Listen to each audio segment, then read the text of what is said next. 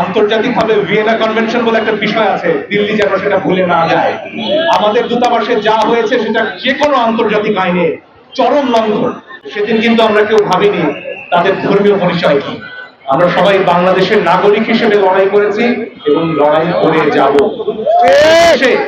হিন্দু, মুসলমান, বৌদ্ধ, খ্রিস্টান আমরা সবাই বাংলাদেশের নাগরিক হিসেবে বাঁচতে চেয়েছি। অতীত স্বৈরাচার শেখ হাসিনা আর তার প্রতিপালক নরেন্দ্র মোদী সেটা চাননি। তার বিরুদ্ধে আমরা লড়াই করে আজকে মুক্ত হয়েছি এবং আমাদের এই স্বাধীনতা আমরা বজায় রাখবো। আন্তর্জাতিকভাবে ভিয়েনা কনভেনশন বলে একটা বিষয় আছে, দিল্লি যেন সেটা ভুলে না যায়। আমাদের দূতাবাসে যা হয়েছে সেটা যে কোনো আন্তর্জাতিক আইনে চরম লঙ্ঘন।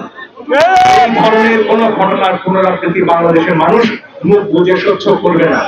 আমরা ঐক্যবদ্ধ আছি। আমরা জানি প্রশ্নটা ধর্মের নয়, প্রশ্নটা এক সাম্রাজ্যবাদী শক্তি আরেকজনের উপর, আরেক দেশের সার্বভৌমত্বের উপর নিজেকে চাপিয়ে দেয়া। বাংলাদেশ এই শক্তির চাপ আর মেনে নেবে না। বন্ধুত্বের হাত সারা পৃথিবীর থেকে বাড়িয়ে রেখেছি, সেই বন্ধুত্বের হাত গ্রহণ করুন। কিছু চাপিয়ে দিতে আমাদের উপর আর আসবেন না। বাংলাদেশ আর সেই বাংলাদেশ নেই যে বাংলাদেশ মুখ বুঝে সব ধরনের অন্যায় চুক্তি সহ্য করবে, মেনে নেবে। নতুন বাংলাদেশের সাথে সমানভাবে সমান মর্যাদার ভিত্তিতে এগিয়ে আসুন। আমরা এখনো প্রস্তুত আপনাদের সাথে বন্ধুত্বে এবং একতার হাত নিয়ে এগিয়ে যেতে।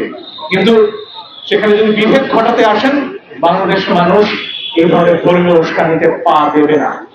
মানুষ ঐক্যবদ্ধভাবেই আমার দেশের মানুষের অধিকার এবং বিশ্বের দরবারে আমাদের অধিকার আদায় করে নেবে।